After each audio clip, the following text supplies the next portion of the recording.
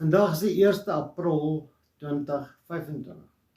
En die 4 April 2025 is daar veronderstel om 'n groot optog in Pretoria te wees.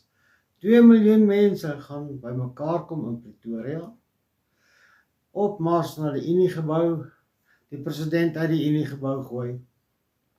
En dan gaan daar 'n verdere 18 miljoen deur die land in optog kom. Die enigste probleem wat ek met hierdie hele beplanning het, is dat ek dink hulle datums verkeerd. Ek dink hulle moes die datum die 1 April gemaak het, en ek sal dit vir jou nou verduidelik.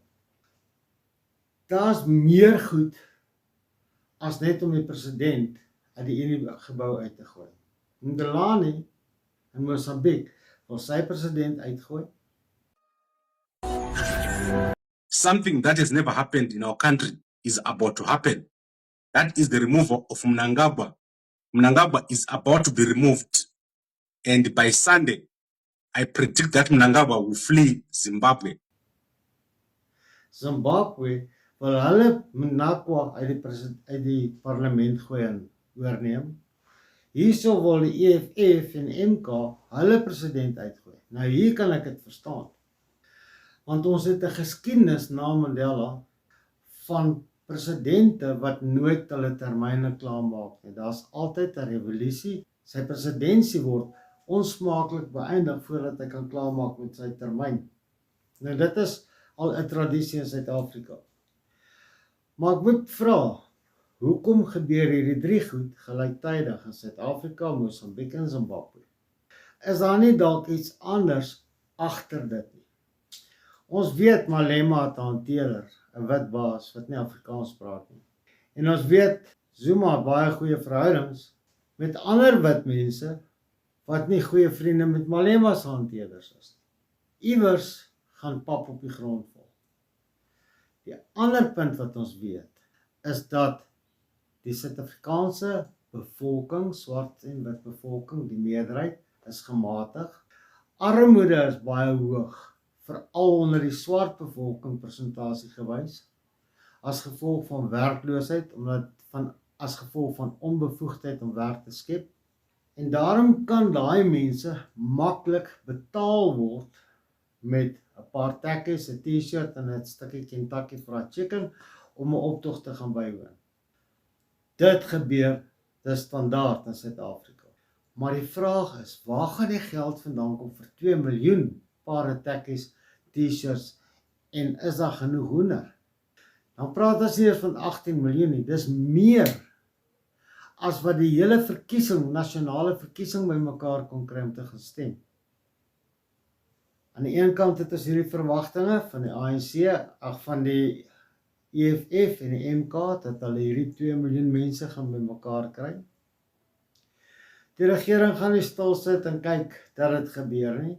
So ek vermoed dat die intelligensiegemeenskap van die staat en die president het sy eie intelligensie tak wat hierdie saak ondersoek en hulle sal die nodige maatreëls instel om hierdie tipe van 'n gemors te voorkom.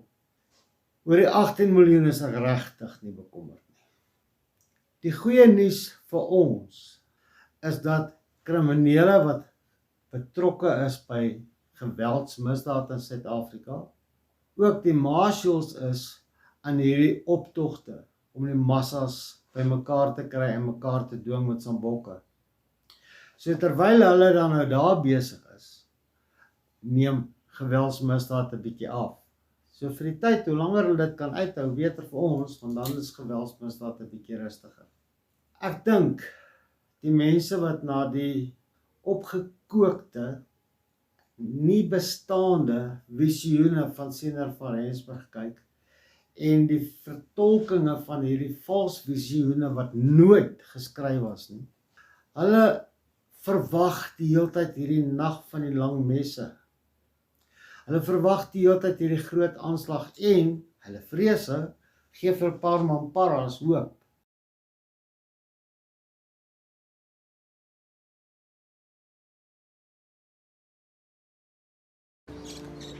I'll be Senegal myself.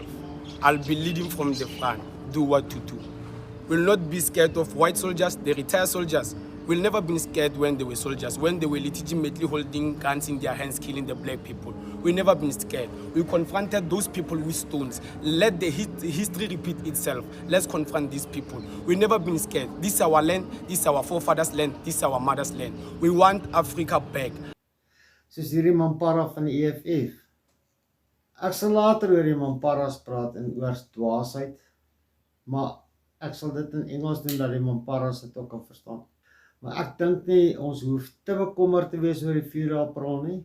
Wat wel belangrik is bly weg waar dit brand. Met ander woorde, daar waar die massas vergader, moenie daar gaan kompeteer nie. Moenie daar inmeng nie. Waar as jy plakkaat het en kan mooi toi, dan kan jy gaan hulle jou heel waarskynlik afvaar. Maar moenie as toeskouers gaan kyk hoe dit lyk nie, want onthou daai kriminele is nou in die massas. So besighede op pad van waar hulle begin tot waar hulle gaan eindig, met die gaan of met die kom, kan daar 'n paar ruitte breek, al kan dalk, en as hulle eers gaan begin plunder, dan gaan hulle definitief nie by die Uniegebou uitkom. So daar gaan 'n redelike druk op hulle wees om nie te plunder totdat hulle by die Uniegebou gekom het nie. En wat daarna gaan gebeur, sal ons sien hoeveel moed hulle het om nog verder op te tree, want ons weet nie wat gaan die staat doen nie. Die staat gaan definitief nie stil sit en kyk hoe die staatspresident uitgedra word as 'n vernedering en 'n belediging vir die res van die wêreld. Ek dink nie dit gaan gebeur nie. So ek dink nie ons moet bekommerd wees nie. As jou roetes wat jy moet ry werk toe en terug, hulle roetes kry alternatiewe roetes, bly net weg waar dit brand. Dit is so maklik soos dit. En verder sit ons terug en ons kyk wat gebeur. Baie dankie.